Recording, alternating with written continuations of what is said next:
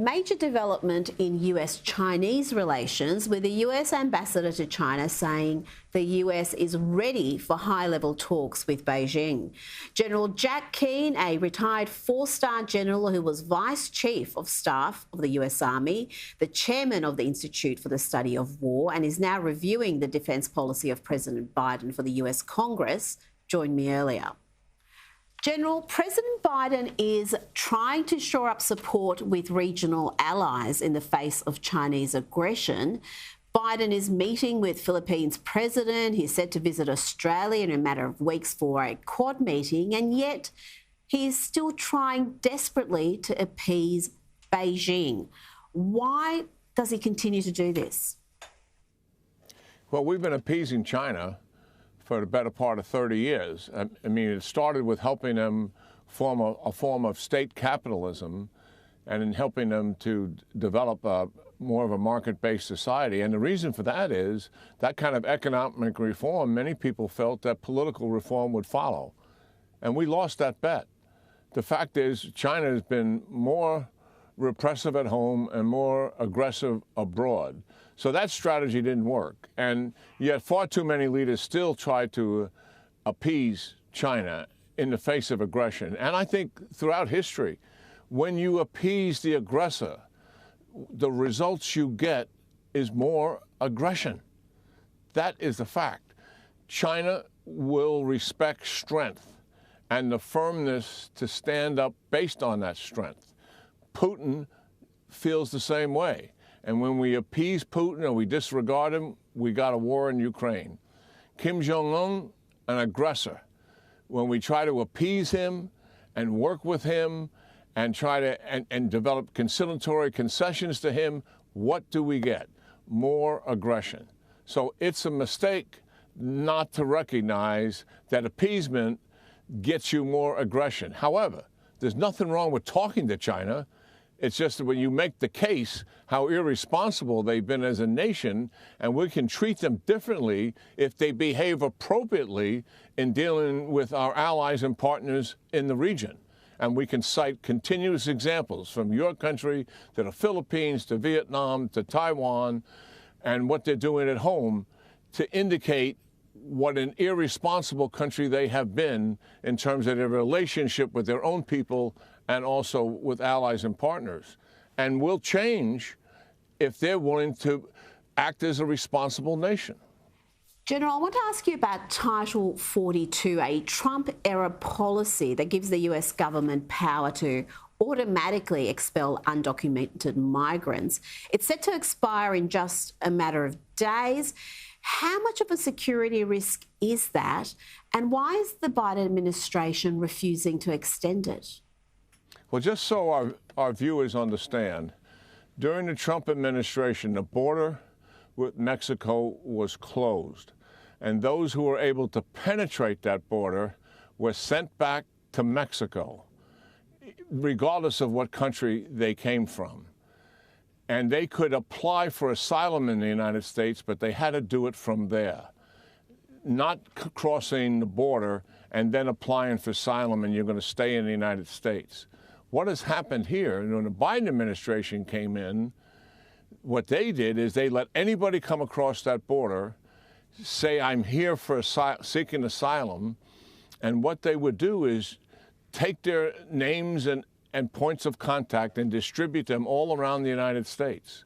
These are thousands of people arriving every single day, Rita, and that has nothing to do with Title 42. They just let them go into the interior of the United States. Title 42 has to do, they have the right to send them back because of COVID restrictions. But the truth is, most of the people were let in anyway. What's going to happen now is, because there's absolutely, the sort of scab is removed off the wound, while thousands are coming every day now, after Title 42 expires in a couple of days, it's going to double. And so what we have in the United States, we don't have a closed border. We've lost our sovereignty to the south. And to your point, this is a humanitarian crisis. It's a lack of sovereignty, but it's also a national security issue. Why is that? Because anybody that wants to do harm to the United States, particularly radical Islamists, other terrorists, know full well the United States border is open. And that is a way to infiltrate. Secondly, we have human traffickers, narco traffickers coming across that border at will.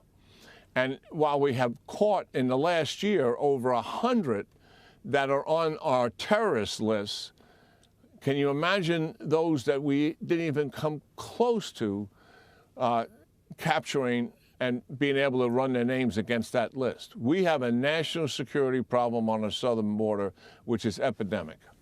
And finally, General, what are you hearing about Sudan? We've had 500 people killed in the recent conflict. A 7-day ceasefire has been agreed to, but who knows if it'll last. And we have countries like our own repatriating its citizens. What is the US doing? Is the US getting out? Will it be able to get its citizens out? Because we did see people left behind in Afghanistan. A very good point. The number of people we have who are American citizens, most of them are dual citizens of Sudan and the United States. It's hard to put a figure on it, but it's somewhere between about 15 to 20,000. The overwhelming majority of them want to stay in Sudan because that's where they live, that's where their families are, that's where they work. To escape the terror of what has taken place, some of them will just drive to another country and cross the border. But there's about 4,000 of them who want to leave and have had some kind of contact with the State Department. We have taken out about 300. I disagree with the speed at which we're doing this and the means. We are conducting a convoy that goes 565 miles, which is a considerable distance, increasing the risk of that convoy being interdicted. We're using armed drones to fly over it. I think we should have done an air evacuation, much as we did with our diplomatic embassy people. But I believe this administration, having seen the debacle of what took place at the Kabul airport, the whole world saw it, do not want any kind of a repeat of that. So out of fear of something like that happening again, I don't believe it would, they have chosen a road evacuation, which makes it much longer to do, and it puts at risk, if the ceasefire is broken, that many of these people, the 4,000 I'm talking about, now over 3,000 need to still get out, may not get out at all. And then we will repeat the very thing that we have done in Afghanistan, and that is leave thousands of Americans behind. And that is a travesty as far as I'm concerned, and quite irresponsible.